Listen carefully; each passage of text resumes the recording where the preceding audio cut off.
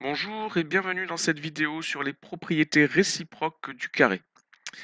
Alors, les propriétés réciproques du carré sont les propriétés qui vont nous permettre de démontrer qu'un quadrilatère est un carré.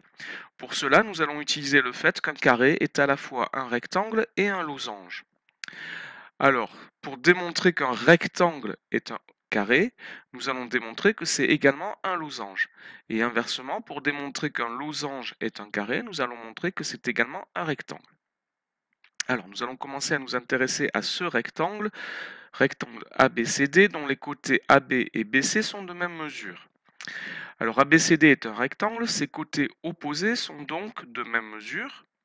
Nous avons donc les côtés AD et CD qui sont de même mesure que les deux autres. Nous avons donc ces quatre côtés de même mesure. Et puisqu'il a ces quatre côtés de même mesure, cela signifie que c'est un losange. Donc nous avons un rectangle qui est également un losange, c'est donc un carré.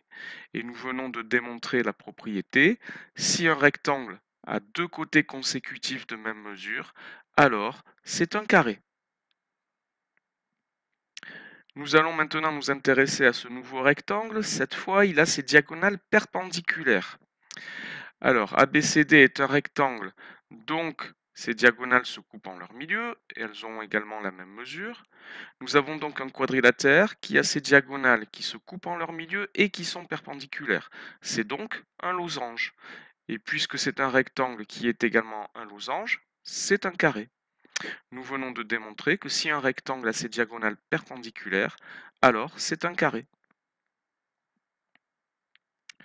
Nous allons maintenant nous intéresser à ce quadrilatère qui est un losange et qui a un angle droit. Nous avons un angle droit en A. Alors, puisque c'est un losange, c'est un parallélogramme, ces angles consécutifs sont supplémentaires. Cela signifie que ces angles consécutifs, la somme des mesures de ces angles consécutifs fait 180 degrés. Donc, puisque nous avons 90 degrés en A, pour faire 180 degrés, nous avons besoin d'avoir 90 degrés également en B. Donc, nous avons un angle droit en B. Alors, on peut montrer de la même façon que nous avons 90 degrés en C et en D. On peut également dire que, puisque c'est un losange, ces angles opposés sont de même mesure et nous avons donc 90 degrés en C et en D. Donc ce quadrilatère a quatre angles droits, c'est donc un rectangle. Nous avons donc un losange qui est également un rectangle, c'est donc un carré. Nous venons de démontrer la propriété.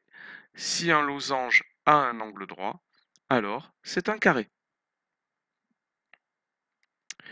Nous allons enfin nous intéresser à ce quadrilatère qui est un losange et qui a ses diagonales de même mesure. Alors elles se coupent en leur milieu et elles sont perpendiculaires également, mais ce qui nous intéresse ici, c'est qu'elles sont de même mesure. Donc, ABCD est un losange, c'est donc un parallélogramme. Nous avons donc un parallélogramme dont les diagonales sont de même mesure, c'est donc un rectangle. Et puisque nous avons un losange qui est également un rectangle, on peut dire que c'est un carré. Nous venons de montrer la propriété. Si un losange a ses diagonales de même mesure, alors c'est un carré.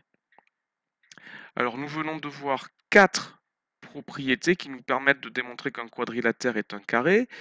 Les deux premières partent d'un rectangle. Si un rectangle a deux côtés consécutifs de même mesure, alors c'est un carré.